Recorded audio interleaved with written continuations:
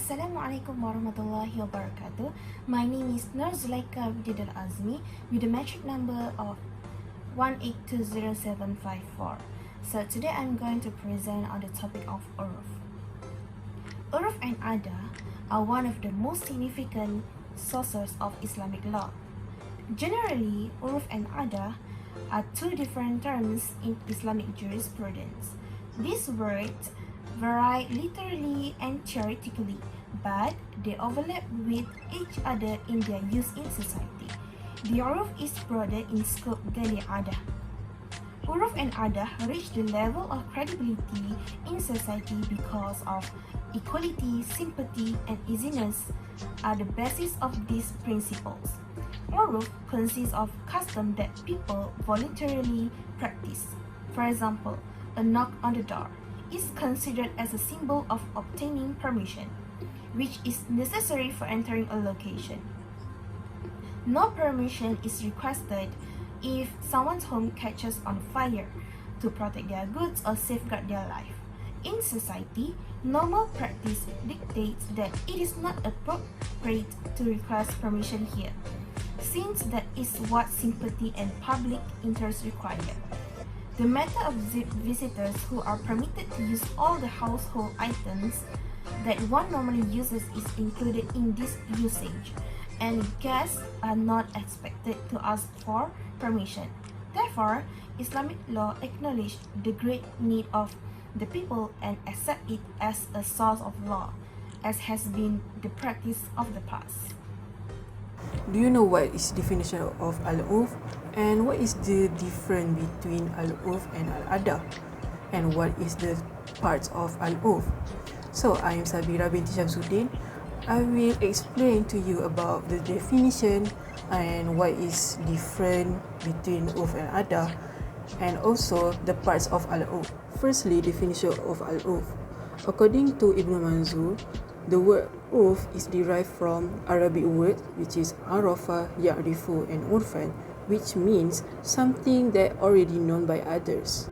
It also used to indicate something good in daily life which are known as ma'ruf.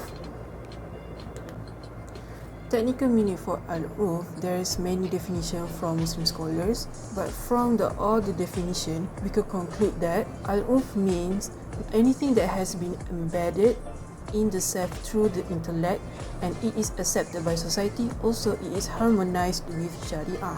So, what is the difference between Al-Urf and Al-Ada? First, we need to look at the definition of Al-Ada.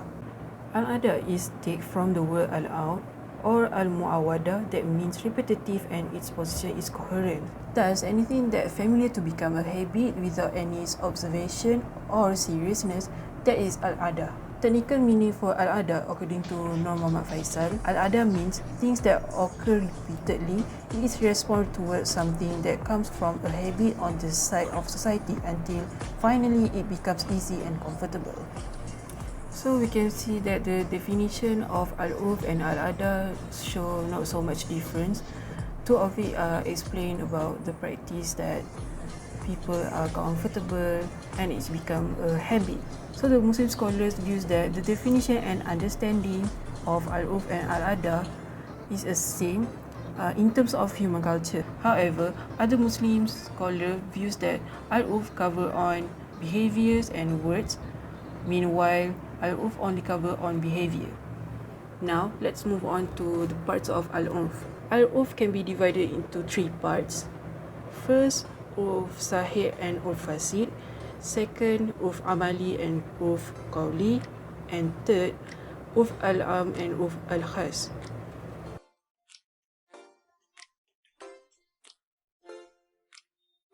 Assalamualaikum warahmatullahi wabarakatuh. My name is Farah Wahidah, and now I'll be continuing on the next aspects of URF, which is the application of URF. So before we go to the examples of URF, I would talk briefly about the justification of URF from the Quran. Okay, so as you all know, URF is widely accepted by the Jumhur Ulama as secondary sources, and this has been supported with the verse from the Quran from Surah Al-A'raf, verse 199. Okay, so the meaning from this verse is be gracious, enjoying what is right, and turn away from those who act ignorantly. Okay, so this verse has been elaborated by a Maliki jurist named Shahab ad-Din al-Qarafi, in which he said the term bil-urfi in the verse is the proof that Quran validate the source, the uruf, as the source of Islamic rulings. Okay, so the first example is about the amount of maintenance from husband to wife. Okay, so for this issue, the verse that can be used to explain the amount is from Surah At-Talaq, verse 7, in which the translation is, let the man of wealth provide according to his means. As for the one with limited resources, let him provide according to whatever Allah has given him. Allah does not require any of any soul beyond what He has given it, and after hardship, Allah will bring about ease. Okay, so from this verse, a specific amount is not mentioned about how many that the husband need to give to the wife. Therefore, uruf is needed to determine the said amount. This is because, as we know, different regions in this world cater to different needs of human. So, for example, the needs of people who lives in the USA is different from the people who lives in Malaysia. So, this is why uruf is needed to determine certain hukum that's not stated in the Quran. But of course, with the guidance and the approvals of the Shariah. Hi, my name is Muhammad Adli, and in the second application of URF, we will be taking a look at halal slaughtering practices in today's society. Halal industry is an ever-growing industry, supporting up to 2 billion Muslims worldwide. Traditional slaughtering methods can no longer keep up with demand, but there are questions as to whether or not the new modern slaughtering practices are permissible within Islam. There are two common methods being used: stunning and automated rotary blades. Stunning involves the practice of rendering an animal unconscious prior to slaughter. Stunning can sometimes lead to the animal's death before the slaughtering process itself, invalidating it as halal, since under Islamic law, the animal must be alive and in a healthy state before being slaughtered.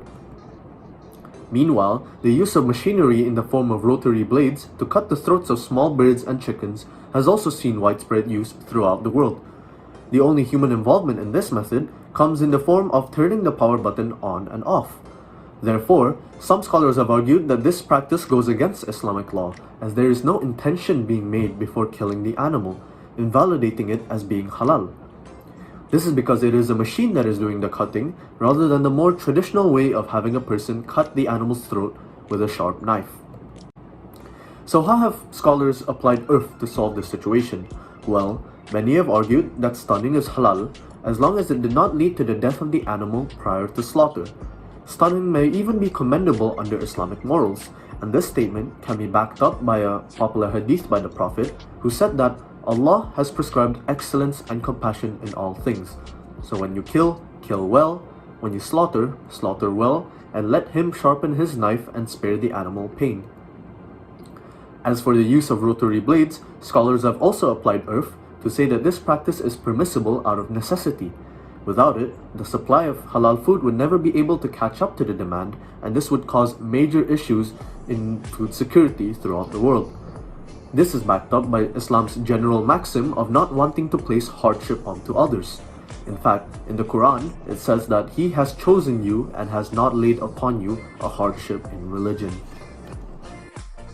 Besides that, other application of uruf can be seen from the operation of Islamic bank throughout the world. There is significant difference between Islamic bank and conventional bank. Islamic banks are operated based on the Islamic transactions that are allowed in Islam, such as the mudaraba, ijara, bay bisaman ajal, and mutabaha. establishment of Islamic banks is to promote and develop the Islamic values, laws, and tradition into the financial and banking affairs. The application of uruf in Islamic banking can be seen specifically in the operation of the Islamic deposit account, such as the current account. It is based on legal maxims under the concept of uruf, which is known as the customary of merchants is regarded as if agreed upon between them, and the matter established by a custom is like a matter established by a legal text. Any transaction is legal in Islamic bank as long as it is recognized by both parties, which is the depositee and the depositor. In conclusion, it is believed that Islamic law does benefit a lot of people. In almost all legal systems, including Shariah, uruf is known as the source of law. A society's changing needs are also expressed in its custom. Custom is appointed to the needs of individuals and their acceptance of change at once. Moreover, in certain existing practices, the companions have often taken uruf into account in their legal decision. In making legal verdicts, the jurists of Islamic law have often taken into consideration many practices that remain in life. Therefore, it is important to acknowledge that reconsidering the existing practice is one of the primary functions of Islamic law. That's all from us. Thank you.